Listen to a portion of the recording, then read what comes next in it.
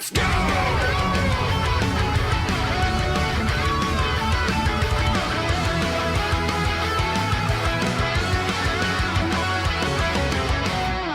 So here we go. This is my personal favorite fighting games of the decade. Not a definitive list. This is my own personal list for the sake of the future. In a situation where I was being like critical of these things, I would definitely include games like Under Night, you know? I would absolutely include games like Under Night. But for a personal list, I haven't played enough of it.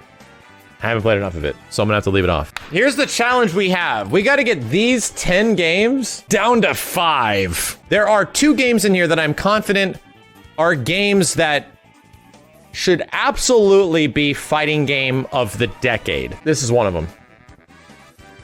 Yeah, fucking believe it or not, that's one of them. This is obviously another one. This is some tough decisions.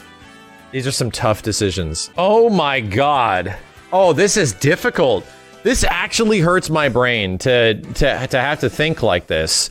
This is actually hurting my brain. Well, I mean, all these fighting games are gonna be S tier, right? They're all gonna end up being S tier. I'm just using this as a visual basis. Oh God. Oh my God. Oh, I think I'm gonna do it. Like, I actually think I'm gonna do it. Oh my God, I did it. I put MKX. So now I have to choose 2 games out of these games. Whoa, come on. There's so many things that piss me off in Marvel 3, though. So many things that make me mad. But why am I doing it? Why? Why am I doing it? Oh, God. I could feel good with not picking MBCI. Soul Calibur 6. I could probably feel good without picking Dragon Ball Fighters, but this is a difficult decision. Get rid of MKX and put both.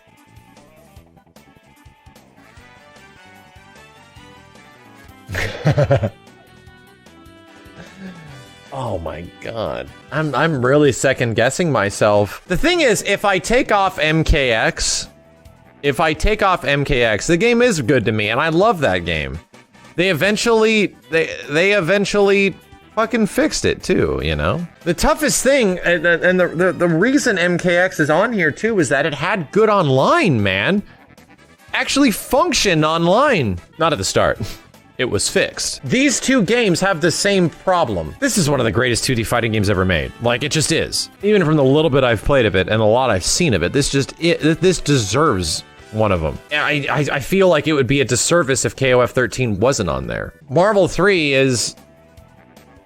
It's fucking Marvel 3. I think Marvel 3 is responsible for the greatest period of the fighting game community. Most hype the fighting game community has ever had. See, here's the thing. Here's the very easy thing I could do. I love Smash Bros. Ultimate. I really do. But would I personally make it, even though it's like the most selling, most celebrated fighting game of them all, biggest community, biggest audience? I wouldn't. Personally. I think I'm really not comfortable with having to choose between Tekken 7 and Guilty Gear Xrd. Like, Guilty Gear Xrd pioneered visuals in fighting games. Absolutely pioneered that shit. Tekken 7 is responsible for the most refined 3D mechanic gameplay out there. It really is. I think for me personally, it'd be a disservice if I didn't get an opportunity to include Tekken 7 and Guilty Gear. And then we just start choosing from this point which ones are the best. Let's go with that. I think Mortal Kombat X should stay there. I had personally never seen so many people so excited for a game as MKX. Like, there's something about the amount of excitement that was just floating in the atmosphere for MKX's launch. It was so big. And to me, MKX is... It takes the things that MK9 did well. It also makes it faster and crazier. The problem is it started off with crappy online. It's got one of the craziest rosters in fighting game history. So let's just start at the bottom. Let's put all these down here and I'll put them in order. The F category is already like S rank. This is just higher ranks of S rank in terms of what I believe are the greatest fighting games of the past 10 years. This is the true ranking. For anyone that understands how rankings of fighting games should be done, this is how it's done. There we go. The decision is being made. The decision is being made. I think MKX deserves the top 6 fighting games of my personal favorite for the whole damn decade. right smack dab in the middle of the decade. Predator made it into the game. I think it is a S tier, good-ass fun fighting game that made me love Mortal Kombat. It was the game that made me really love to play Mortal Kombat. I loved it. I'm happy with giving MKX our lowest grade of the greatest fighting games of the decade. And I feel it's some nice variety in here as well. I think a Mortal Kombat game does deserve it, but I think MKX deserves it a little bit more than MK9. Just a little bit more. The second spot. Let's start moving them up. Let's start moving them up. Yeah. There we go. I need to give it to KOF 13. I think KOF 13 is the 5th best fighting game of the decade. For me personally, I didn't get an opportunity to put a ton of time into it. I wasn't there for its heyday when it came out, when it was at its peak, but I was there for KOF 14. And while I wouldn't consider KOF 14 to be one of the greatest fighting games of the decade, I think KOF 13 is possibly one of the greatest 2D fighting games of all time. And for it to not be in the best fighting games of the entire 2010s, it's messed up. I think that's messed up. Because I have that experience, I know a lot of people would probably throw Uniest or any of the Underknights in there. But this is not, as I reiterate, this is not a critical list, this is a personal list of the games that I've played. And to be completely honest, before 2013, I didn't play a ton of different fighting games. Man, my critical list would kind of suck because I haven't played everything, you know? Oh God.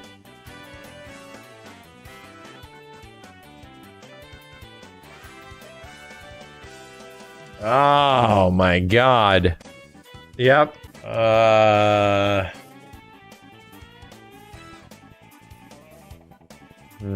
Yeah, there's a lot of people saying we all know Tekken's gonna win. There's a lot of people saying we all know KI is gonna win.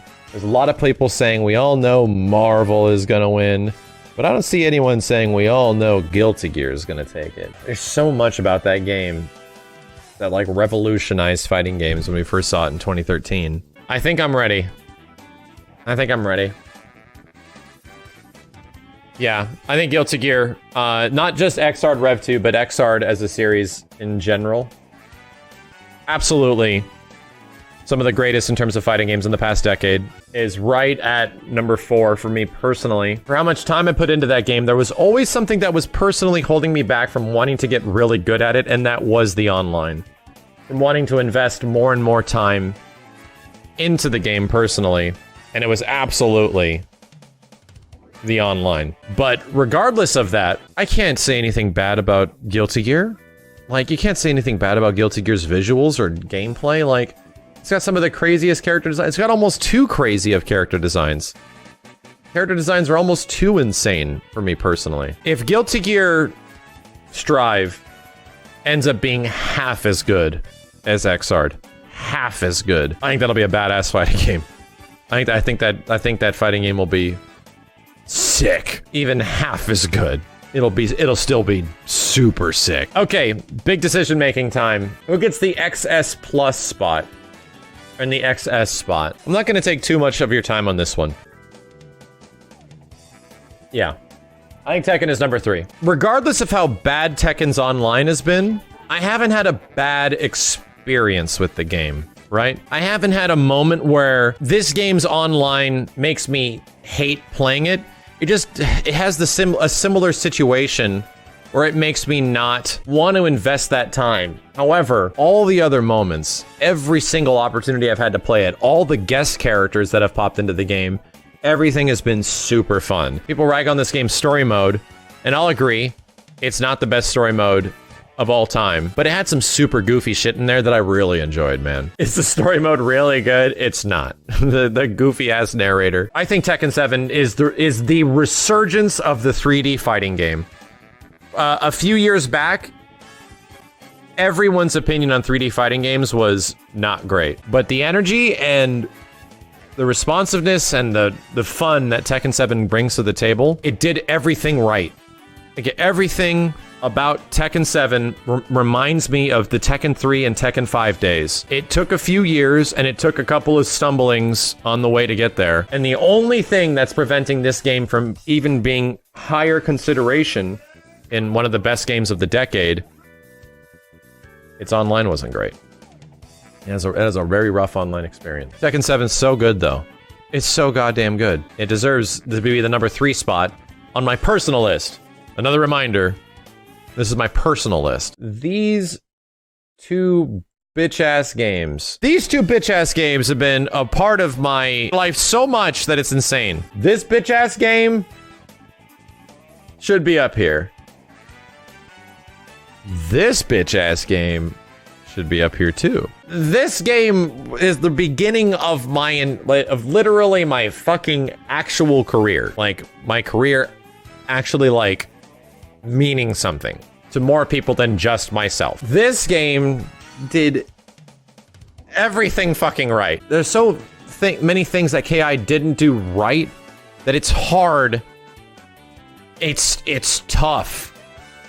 And I think the few things that KI didn't do right was the eventual managing of the game's development, right? The biggest problem that KI had is that it had to switch developers mid-season. Had to completely be taken over by people that were unfamiliar with its engine and then have to do it all over again. And while that ended up being a good thing for the game, that ended up being a really good thing for the game, it also presented one of its biggest challenges. In a spot where there was a future where I thought KI was not gonna, I don't know, man, like, I don't know how good this is gonna end up being. Like, cause I really liked what Double Helix was setting up. Double Helix set up something truly amazing with the first version of KI. This game never even got a chance. Killer Instinct eventually grew into being one of the craziest, most ballistic, over-the-top, 11 out of 10, hype as fuck games possible. And the crazy thing is that as time has gone on, Killer Instinct has gotten a lot more recognition for how good it is. Killer Instinct came out at a time where the biggest 1v1 fighting game that was out there was a little game called Street Fighter 4. It was impossible to compete with it. Again, Street Fighter 4 isn't on this list of the decade because SF4, I think as a compendium, is a game from before 2010. But people shit all over Killer Instinct when it came out because Street Fighter 4 was the fighting game that everyone played. It was the game.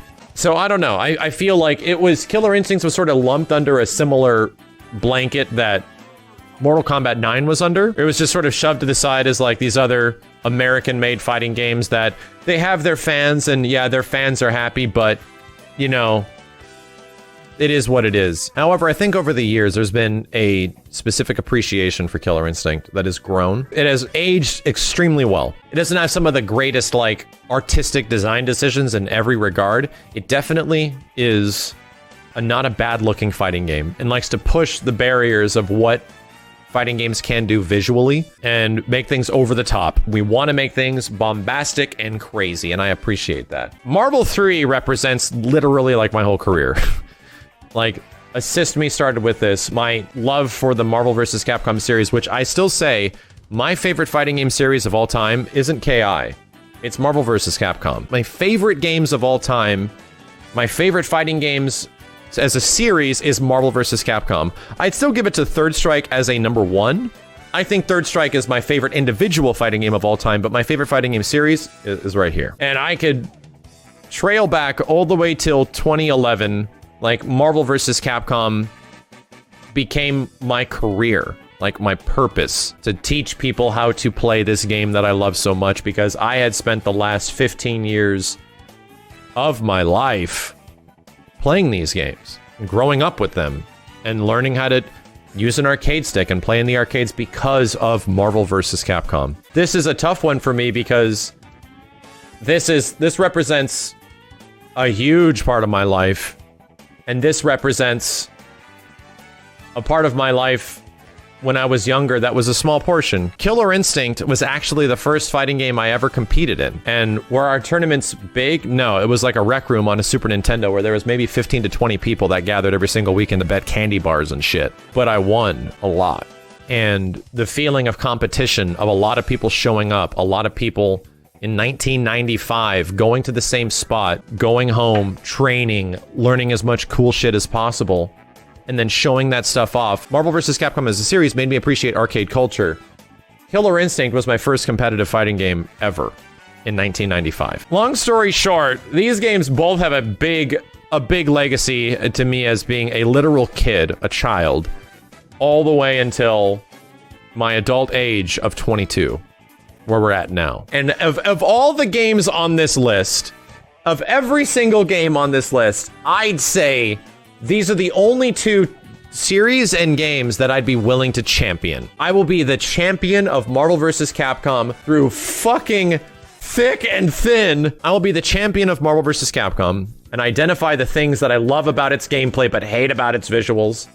Identify the things I love about its visuals and insane characters, but horribly busted fucking X Factor and bitch-ass terrible online, to eventually see Capcom and Marvel make all the wrong, same mistakes all over again and still never update their game to the point of which that it could be better, to the point of which it could be something even greater than just a release and then they patch it. There's a small bug fix and we fix that and see you later. And Marvel vs. Capcom has been dicked over so hard for so many years. It's painful. It fucking hurts. And then you have this game. Possibly one of the greatest online experiences in fighting games. Single player content out the fucking wazoo. I ended up working on that single player content. I ended up working on this game, making the trailers, which definitely makes it sound like I'm being paid off to put it up here. And if there's anything that anyone was around for 2013, 2014, much before I was working on this game and had the opportunity to work on cinematics and trailers. Dude, I worked on this game too! What the fuck am I talking about? I worked on both of these games! This was my first gig with Capcom! Oh, Jesus! This is boiling down to like some very emotionally connecting situations here. I have to choose one. It doesn't mean that I hate the other game less. It just means I think one game encapsulates everything that's really great about fighting games and made the impossible actually happen. And it was good somehow, despite all the glaring issues that could happen. It was good. It was really good. I think the greatest fighting game of the decade is Killer Instinct. I do. It's KI. Killer Instinct has everything. It has everything that everyone complains about fighting games now. It's got everything that people have been wishing for fighting games to have. Still, almost a decade later, KI has a roster of characters that's incredibly diverse and unique. It's accessible to an entry level. Walking into KI and playing it is not difficult. It's not hard. But the high level of the game is so fantastically fucking insane. You could still jump online to KI and find matches faster than any of these other games. It also possibly has one of the greatest soundtracks in video game history. One of the most diverse soundtracks in video game history, and 90% of the tracks are incredible. It incorporates music into gameplay, and the music will change per combo breaker, depending on what happens. And as someone who is the biggest fan of Marvel vs. Capcom that you can possibly have, the biggest fan of Mortal Kombat X's roster, King of Fighters 13 gameplay and graphics, the pioneering visuals of Guilty Gear Xrd, and the resurgence of the 3D fighting games that I grew up playing in the mid-2000s. Killer Instinct managed to take the little bits that were good about Capcom fighting games, the little bits of things that were good about Mortal Kombat, and also make them actually work together with their goofy hybrid combo system, despite all the problems, dude. And they still managed to go 3.5 seasons, like 4 years of support the game got. Killer Instinct went on until from 2013 to 2017. Like, holy shit. There was no reason for it to be as good as it is. There was absolutely no reason. And it still stands up. To this day, Killer Instinct is the best fighting game of the decade.